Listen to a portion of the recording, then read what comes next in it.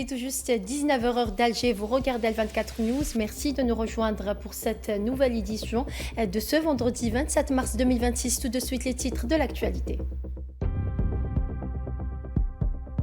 Guerre au Moyen-Orient, un mois après le début du conflit, les frappes s'intensifient de toutes parts.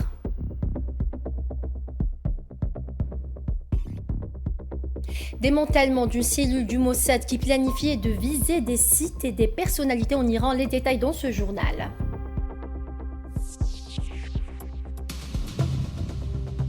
Au Liban, le bilan des victimes s'élève à 1116 martyrs et 3229 blessés.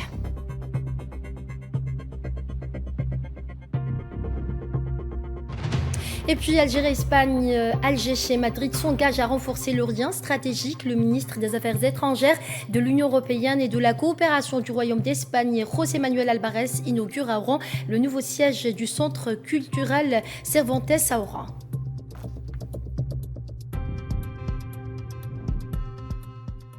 Bonsoir à tous. Si vous venez de nous rejoindre, on entame ce journal avec le dossier iranien. Le corps des gardiens de la révolution iranienne a annoncé ce vendredi avoir mené une nouvelle vague de frappes par missiles et des drones contre des cibles militaires et énergétiques. Ces attaques ont visé des sites de l'entité sioniste en Palestine occupée. Les Émirats arabes unis, le Qatar, le Koweït et le Bahreïn ont fait le point avec Mohamed Walid Ben Shaban. Un mois après le début des hostilités, la guerre a franchi un seuil critique ce vendredi. Alors que de nouvelles frappes américano-sionistes ont été menées sur Téhéran, le corps de gardien de la révolution a riposté par une offensive massive de drones et de missiles tout en décrétant un blocus maritime total dans le détroit d'Ormuz. À l'aube ce vendredi, le ciel de Téhéran a été déchiré par une série d'explosions. L'entité sioniste a revendiqué une vague de frappes à grande échelle visant des infrastructures stratégiques au cœur de la capitale iranienne. La réponse de l'Iran ne s'est fait pas attendre. Le CJRI a annoncé avoir déployé un arsenal diversifié, missiles à longue et moyenne portée, ainsi que des drones destructeurs. Les cibles ne sont pas limitées à la Palestine occupée. Le CJRI a élargi son champ d'action aux alliés régionaux de Washington, frappant des sites militaires et énergétiques aux Émirats arabes unis, au Qatar, au Koweït et au Bahreïn. Une installation de maintenance du système de défense aérienne américain Patriot aurait notamment été visée à Bahreïn, illustrant la volonté de Téhéran de neutraliser les capacités de protection de ses adversaires. Sur le front économique et logistique, la situation est tout aussi alarmante, contredisant les déclarations de la Maison-Blanche affirmant que la voie navigable restait libre. Le CJRI a officiellement déclaré la fermeture du détroit d'Ormuz, précisant que toute navigation à destination et en provenance des ports des Alliés et soutien des États-Unis et l'entité sioniste est interdite, quelle que soit la destination et l'itinéraire. Après un mois de combat, l'extension géographique du conflit et l'attaque directe de capitales suggèrent que les mécanismes de retenue ont volé en éclats, avec un détroit d'Ormuz sous haute tension et des frappes qui touchent désormais les infrastructures énergétiques mondiales. La communauté internationale craint une déstabilisation totale de l'économie internationale.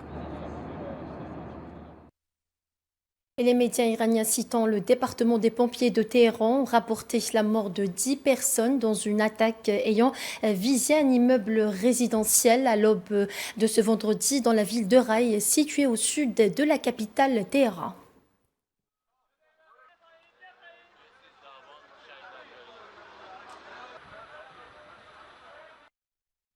Des images diffusées vendredi par le Croissant Rouge iranien montrent des équipes de secours à la recherche de survivants et transportant sur des civières des personnes blessées par les frappes.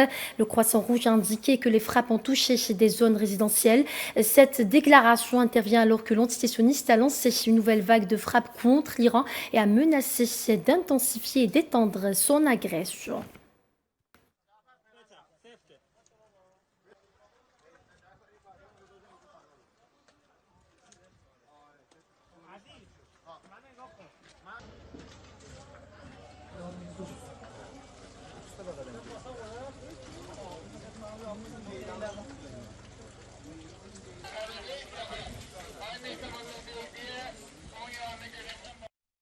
Et le ministre iranien des Affaires étrangères Abbas Araghchi a exhorté vendredi 27 mars le Conseil des droits de l'homme de l'ONU à condamner la frappe du 28 février contre une école à Minab dans le sud de l'Iran.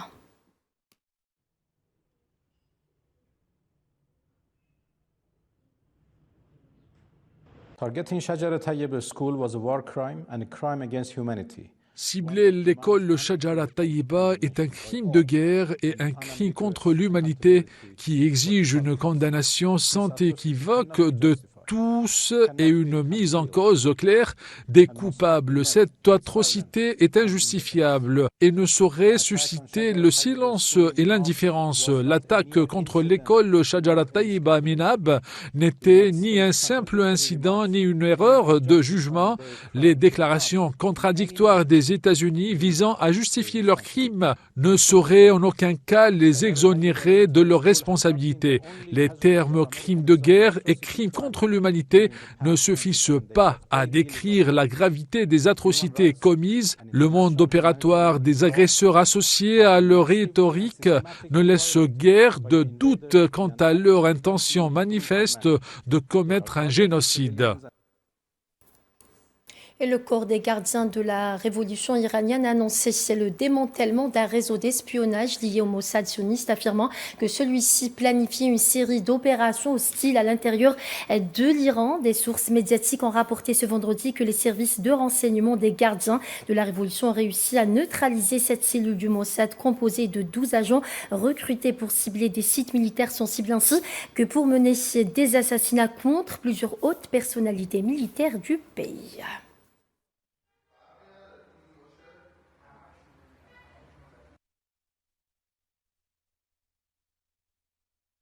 Et le haut-commissaire des Nations Unies aux droits de l'homme Volker Turk a exhorté Washington à conclure son enquête sur une attaque mortelle contre une école primaire en Iran lors d'une réunion du Conseil des droits de l'homme de l'ONU vendredi 27 mars.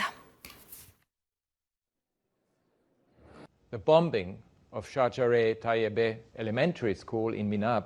Le bombardement de l'école primaire Shajara Tayyiba à Minab a suscité une horreur viscérale. Les images des salles de classe dévastées et des parents endeuillés ont clairement montré qui paye le plus lourd tribut à la guerre, les civils impuissants face aux décisions qui ont mené au conflit. Dans ce cas précis, on démembre 168 élèves, enseignants, membres du personnel scolaire et leurs proches. J'adresse mes plus sincères condoléances aux familles des victimes.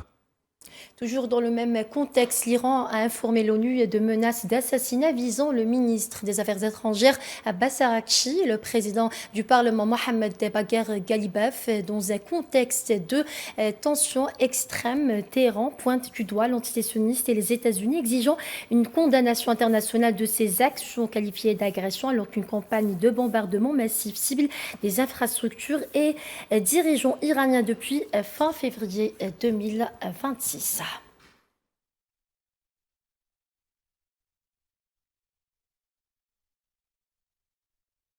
Et la mission permanente de la Russie auprès des Nations Unies a annoncé que le Conseil de sécurité de l'ONU a tenu ce vendredi 27 mars une séance à huis clos à la demande de Moscou pour examiner la situation en Iran. L'agence de presse russe citant le porte-parole de la mission Evguenev Uspensky a rapporté que Moscou a sollicité ces consultations privées en raison de la poursuite des frappes sur les infrastructures civiles en Iran, notamment les établissements éducatifs et de santé.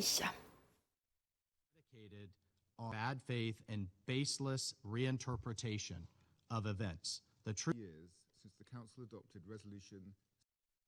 L'Organisation maritime internationale avertit que le recours à la formation d'une force militaire pour ouvrir le détroit d'Ormuz ne constituait pas une solution durable, soulignant la nécessité d'une désescalade et de la fin de la guerre. Le secrétaire général de l'organisation, Arsenio Dominguez, a déclaré vendredi lors d'un point de presse que la création d'une force militaire pour protéger les navires commerciaux n'est pas une solution à long terme.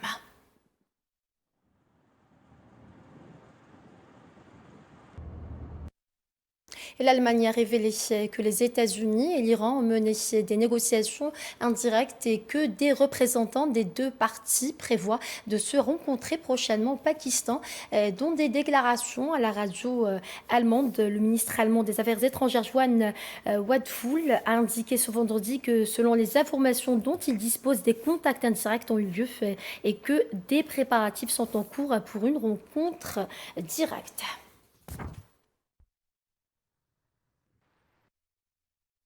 Direction le Liban à présent, où le ministère libanais de la Santé a annoncé que le bilan de l'agression sioniste contre le pays s'élevait à 1116 martyrs et 3229 blessés depuis le 2 mars courant.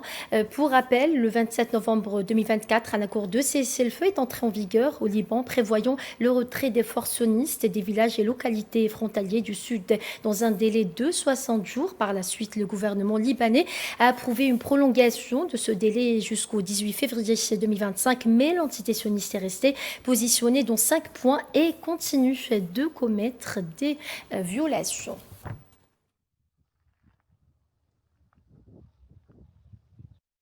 Toujours au Liban, plus de 370 000 enfants ont été contraints de quitter leur foyer depuis le début de l'agression sioniste contre le pays, selon l'UNICEF. Le point de la situation avec Leïla Hamouda. Plus aucun lieu ne semble aujourd'hui à l'abri des frappes sionistes. L'occupation multiplie ses opérations militaires au sud et au centre du Liban. Une attaque aérienne a visé un quartier de la banlieue sud de Beyrouth, marquant une nouvelle escalade dans la dégradation de la situation sécuritaire dans le pays. Cette attaque, survenue dans une zone densément peuplée, a semé la panique parmi les habitants et ravivé les craintes d'un embrasement plus large. Des véhicules militaires sionistes ont été aperçus à la frontière avec le Liban ce vendredi, une politique qui s'inscrit selon plusieurs observateurs dans une stratégie visant à raser des zones entières du sud libanais, accentuant davantage la pression sur les populations civiles. Il n'y a aucun endroit sûr où aller. En fait, même ici à Beyrouth, bien que l'ordre d'évacuation ait été émis pour le sud de la ville, les gens partent. Mais récemment, nous avons constaté que des frappes ont également eu lieu dans un autre quartier de Beyrouth.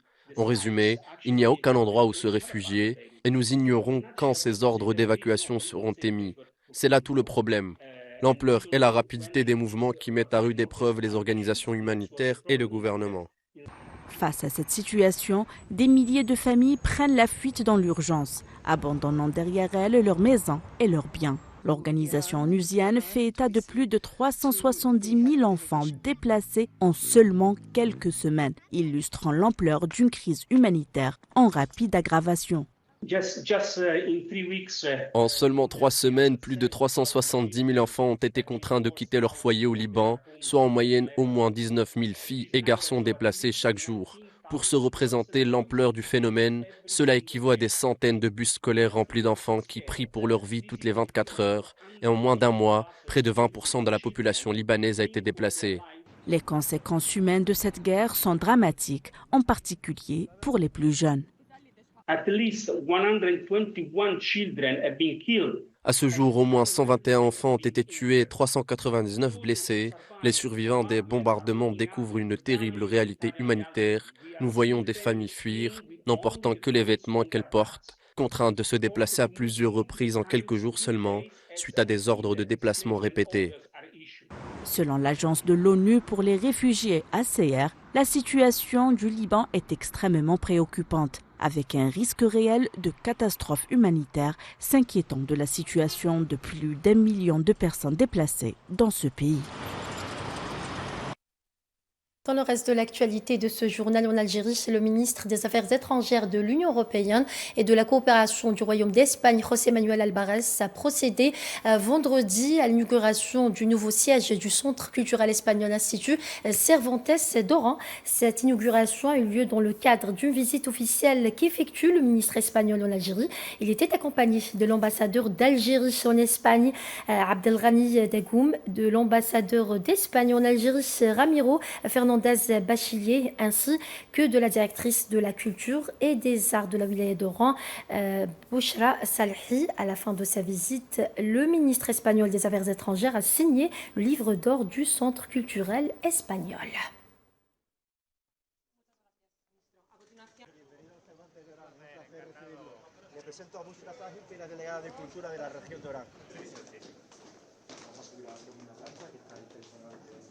El centro del Instituto Cervantes que hoy inauguramos representa un paso decisivo. Le centre de l'Institut Cervantes que nous inaugurons aujourd'hui représente une étape décisive. C'est un espace de rencontre, d'apprentissage, d'échange culturel, un lieu où se renforce la présence de l'espagnol en Algérie. C'est un lieu commun. L'espagnol est aujourd'hui plus que jamais un pont entre l'Europe, l'Amérique et l'Afrique. Para nuestro idioma y para su proyección en el mundo. El español es hoy más que nunca un puente entre Europa, América y África. Un pont particulièrement nécessaire par les temps qui courent. Nous avons besoin plus que jamais d'espaces de dialogue, des territoires et des expériences comme celles que permet ce centre, des lieux où il est possible de se rencontrer, de se comprendre et construire ensemble le futur. Et c'est précisément le rôle de ce nouveau centre de l'Institut Cervantes à Oran et l'esprit d'amitié, d'association stratégique et de construction d'un futur commun est celui que je porte comme message durant ce voyage officiel. De amistad, de asociación estratégica y de construir juntos el futuro que he traído como mensaje en mi viaje oficial a Argel, tanto ayer como hoy. Et le ministre des Affaires étrangères de l'Union européenne et de la coopération du Royaume d'Espagne, José Manuel Alvarez, a effectué ce vendredi à Oran une visite au fort Santa Cruz. Comme le montrent ces images, Alvarez a apprécié la vue panoramique exceptionnelle qu'offre ce site sur la ville d'Oran, considérée comme l'une des principales destinations touristiques de la région.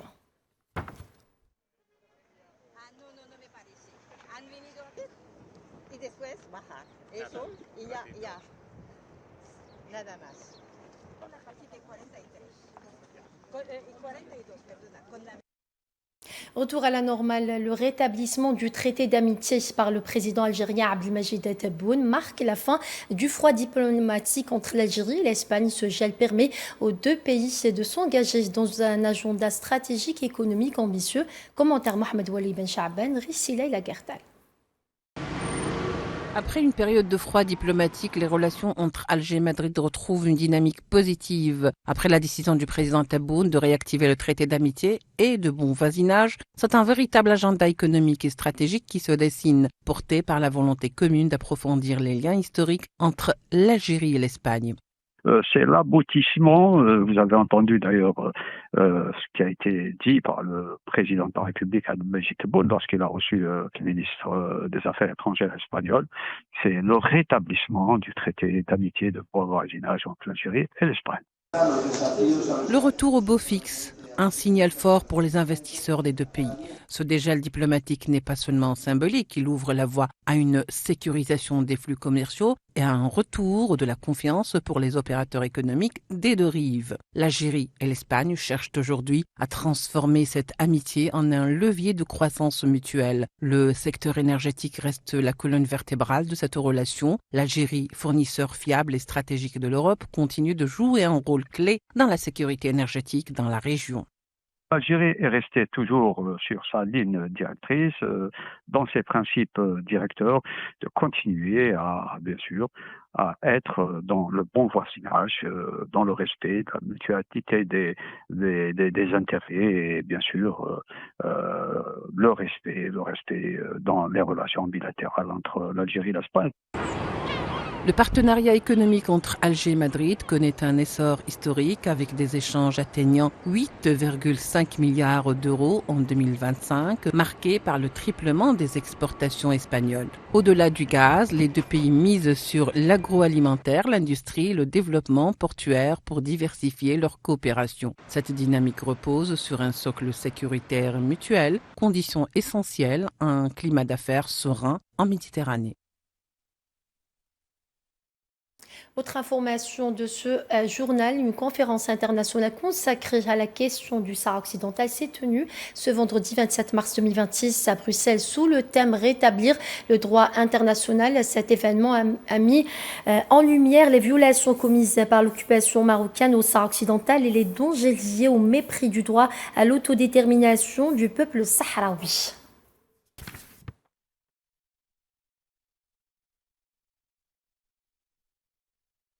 Sport football avant de clôturer ce journal. D'ici 1 heure, l'Algérie jouera son premier match amical de l'année face au Guatemala en Italie à partir de 20h30. Les détails de cette affiche avec Faisal Salah.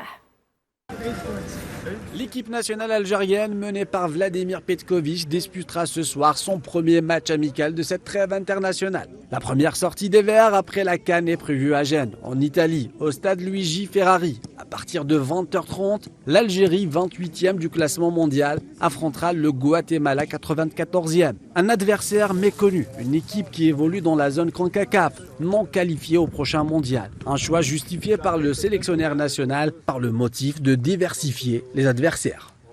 Sicuramente come prima cosa diversità. On ne peut pas toujours prendre les adversaires qui ont la même façon de jouer, la même valeur ou aussi le même style. Donc il faut aussi changer. C'est pour ce motif-là qu'on a choisi des équipes comme la Suède, comme l'Arabie Saoudite, comme maintenant le Guatemala et l'Uruguay, parce que c'est des adversaires qui nous obligent à changer aussi un petit peu, s'adapter, agir et réagir à des nouveautés aussi. 27 joueurs convoqués par Vladimir Petković face au Guatemala, dont Anis Hadj Moussa, forfait à cause d'une blessure. De l'autre côté, le Guatemala a établi une liste de seulement 21 joueurs, dont la majorité joue au championnat local. On notera l'absence de Fernando Tena, sélectionneur du Guatemala pour une convalescence. Il sera remplacé par son adjoint, Salvador Chava Reyes. La fédération guatémaltèque a décrit ce match amical comme un match de haut niveau. Chava a envie de prouver la qualité de ses poulains face à une équipe mondialiste. Cette rencontre sera une occasion pour Petković de donner de la chance et du temps de jeu aux 6 nouveaux joueurs convoqués. Certains cadres ont été absents lors de la dernière CAN. Ils devront faire bonne figure afin de gagner des points auprès du staff technique avant le mondial. Déjà ça fait du bien, ça fait plaisir de retourner en sélection. C'est vrai que j'ai loupé le rassemblement avant la CAN et la CAN à cause de l'opération. C'est vrai que c'était une compétition que je voulais jouer à tout prix. Mais après c'est comme ça, ça fait partie du jeu, c'est le football. Et là je suis très content de revenir. Très content de revenir. On a 2 matchs amicaux pour préparer la Coupe du Monde. Inch'Allah, on espère faire de belles prestations pour nous. On rappelle que l'Algérie de Riyad Mahrez se prépare en Italie pour la Coupe du Monde 2026 qui se déroulera aux États-Unis, au Mexique et au Canada. Les Verts se sont regroupés le lundi 23 mars au centre d'entraînement de la Juventus à Vinovo. Après le Guatemala, les Verts joueront l'Uruguay de Federico Valverde le 30 mars à l'Allianz Turin, une course contre la montre pour Petković afin d'effectuer ses derniers ajustements. Et quelques heures du coup d'envoi de la rencontre entre l'Algérie et le Guatemala, les rues de Gênes vibrent déjà au rythme des chants des supporters algériens, comme le montrent ces images.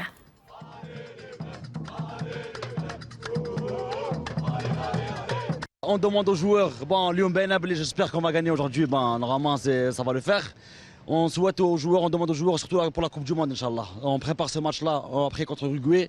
On demande aux joueurs de la dalle pour la Coupe du Monde. Nous, on va pas aller aux États-Unis, Inch'Allah, mais on est derrière vous, on vous encourage. Alors on est venu représenter le peuple algérien aujourd'hui, que ce soit les Français, les Italiens, toute l'Europe. On est derrière notre équipe, derrière notre entraîneur. Et on espère un beau match aujourd'hui, une belle Coupe du Monde et aller l'Algérie. On est venu en Italie pour supporter notre équipe nationale. Inch'Allah, on va gagner. Et voilà, on va les pousser comme aurait dit mon ami. Et voilà, Tahiyat Jazair. Et voilà, c'est ainsi que s'achève ce journal. Excellente soirée à toutes et à tous et à très bientôt.